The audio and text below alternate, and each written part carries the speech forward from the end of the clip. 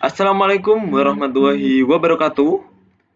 Halo semuanya, selamat datang kembali di kelas akuntansi bersama saya Ahmad Firandika. Setelah sebelumnya kita sudah berhasil membedah dan juga membahas persamaan dasar akuntansi dan juga analisis bukti transaksi, hari ini kita akan melangkah ke tahap yang sangat seru dan juga menantang, yakni jurnal umum. Bayangkan jika perusahaan melakukan puluhan transaksi dalam setiap harinya, dan kita hanya mengandalkan ingatan atau catatan berserakan, tentu berantakan bukan? Nah, disinilah jurnal umum hadir sebagai gerbang pencatatan yang pertama. Sebelum kita menggali format dan juga hitungan lebih jauh, mari kita perhatikan peta perjalanan pembelajaran hari ini. Ada 4 target utama yang harus teman-teman kuasai setelah menonton video pembelajaran kali ini. Yaitu yang pertama, kita akan memahami pengertian esensial daripada jurnal umum sendiri. Yang kedua, kita akan menguraikan apa saja sih fungsi daripada jurnal umum sendiri untuk perusahaan. Yang ketiga, kita akan menguasai aturan-aturan pendebitan dan juga pengkreditan. Dan yang keempat, kita akan langsung mempraktekkan analisis kasus transaksi nyata dalam tabel jurnal umum. Dan tak lupa, persiapkanlah catatan kalian. Mari kita memasuki materi jurnal umum. Seperti yang bisa teman-teman lihat di layar, jurnal umum adalah tempat pertama kalinya pencatatan transaksi keuangan perusahaan dilakukan. Kata kuncinya di sini adalah sistematis dan juga kronologis. Artinya, pencatatan wajib diurutkan berdasarkan waktu, tanggal terjadinya, dan juga tidak boleh melompat-lompat. Setiap transaksi didasarkan pada bukti transaksi yang sah, seperti kwitansi, faktur, dan lain sebagainya. Kita menggunakan prinsip debit dan juga kredit sesuai dengan aturan akuntansi. Nah, mengapa ini juga disebut krusial? Karena seluruh laporan akuntansi di akhir periode nanti sumber utamanya berasal dari kebenaran catatan jurnal umum ini. Nah, selanjutnya kita akan bedah apa saja sih fungsi daripada jurnal umum ini dalam operasional. Yang pertama, jurnal umum ini berfungsi untuk mencatat semua transaksi keuangan yang terjadi dalam perusahaan secara beruntun berdasarkan waktu kejadian. Kedua, jurnal umum ini membantu kita dalam mengidentifikasi akun-akun mana saja yang terlibat dalam setiap transaksi, serta memastikan keseimbangan nilai antara sisi debit dan juga sisi kredit. Selain itu, jurnal umum juga memiliki fungsi yang sangat vital sebagai alat kontrol dan juga bukti autentik bahwa suatu transaksi telah dicatat dengan benar sebelum nantinya kita posting ke dalam buku besar. Sekarang kita lihat bagaimana wujud fisik atau format daripada tabel jurnal umum tersebut. Tabel ini terdiri dari beberapa kolom terstruktur yang bisa kalian lihat di layar, yaitu yang ada nomor panduannya dari sisi 1 hingga sisi 7. Kolom yang pertama untuk penomoran, kolom yang kedua yang sangat penting untuk tanggal, untuk menjaga kronologis daripada setiap transaksi. Kolom ketiga membuat nomor bukti transaksi. Kolom keempat membuat keterangan atau nama akun, yang itu bisa dikasih tahu di debit ataupun juga di kredit. Kolom kelima yaitu ref atau referensi. Dan 2 kolom terakhir di sisi kanan adalah kolom debit dan juga kolom kredit. Ini untuk menuliskan nominal rupiahnya secara presisi. Nah, ini adalah aturan pendebitan ataupun pengkreditan. Mohon diperhatikan, tabel di set ini dengan seksama.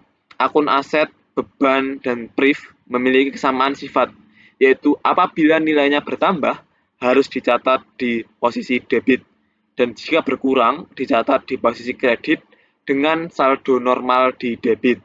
Sebaliknya, jika akun utang ataupun kewajiban, modal atau ekuitas, serta pendapatan, jika nilainya bertambah, justru harus kita letakkan di posisi kredit.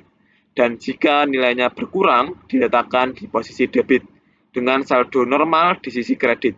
Tolong hafalkan logika ini dengan baik, karena ini adalah kunci utama agar penjurnalan kita seimbang nantinya. Nah, lalu bagaimana sih alur kerja praktis ketika kita memegang dokumen transaksi di dunia nyata? Ada 3 langkah sistematis.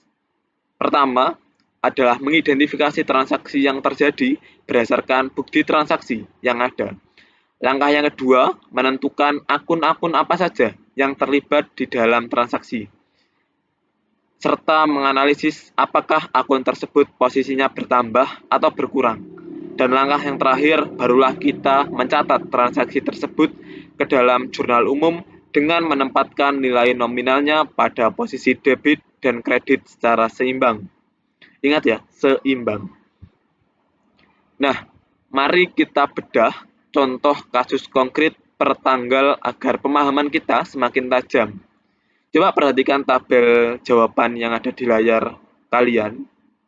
Pada tanggal 2 Januari, itu ada investasi awal berupa uang tunai, membuat kas bertambah di debit 50 juta, dan modal Tuan Surya bertambah di kredit 50 juta. Pada tanggal 5 Januari, pembayaran sewa ruangan kantor memunculkan akun sewa dibayar di muka di sisi debit sebesar 6 juta rupiah dan mengurangi kas di sisi kredit sebesar 6 juta rupiah.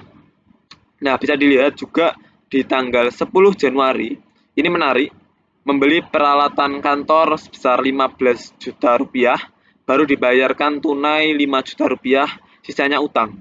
Maka akun peralatan kantor bertambah di debit 15 juta rupiah, kas berkurang di kredit 5 juta rupiah, dan utang usaha muncul di kredit sebesar 10 juta rupiah. Selanjutnya pada tanggal 15 Januari menerima tunai pendapatan jasa konsultasi 8.500.000 rupiah, maka kas bertambah di debit dan pendapatan jasa bertambah di kredit, masing-masing sebesar 8.500.000 rupiah. Terakhir, di tanggal 20 Januari membayar sebagian utang usaha 3 juta rupiah, berakibat utang usaha berkurang di sisi debit 3 juta dan kas berkurang di sisi kredit sebesar 3 juta rupiah. Semuanya tercatat dengan presisi dan seimbang. Dan ingat ya, terstruktur dari setiap tanggalnya, dari tanggal awal dan juga sampai ke tanggal akhir. Untuk selanjutnya, lebih detail akan kita bahas lagi di soal post-test dan juga latihan soal. Baik, untuk selanjutnya, yaitu sebagai benang merah pembelajaran kita hari ini, ingatlah poin kesimpulan esensial ini. Jurnal umum merupakan tahap awal dalam proses akuntansi yang berfungsi untuk mencatat seluruh transaksi keuangan secara sistematis dan kronologis. Melalui jurnal umum, setiap transaksi dapat dianalisis dan dicatat dengan benar menggunakan prinsip debit dan juga kredit, sehingga menghasilkan data keuangan yang akurat. Pemahaman yang baik terhadap jurnal umum ini akan sangat membantu kita dalam penyusunan laporan keuangan yang tepat dan juga terstruktur. Nah, mungkin pembelajaran hari ini cukup itu. Nanti akan kami bahas lebih dalam di latihan soal di kelas. Cukup itu pembelajaran hari ini. Sampai bertemu di kelas. Dan nanti kita akan mendalami terkait pembelajaran jurnal umum ini. Sekian, Wassalamualaikum warahmatullahi wabarakatuh.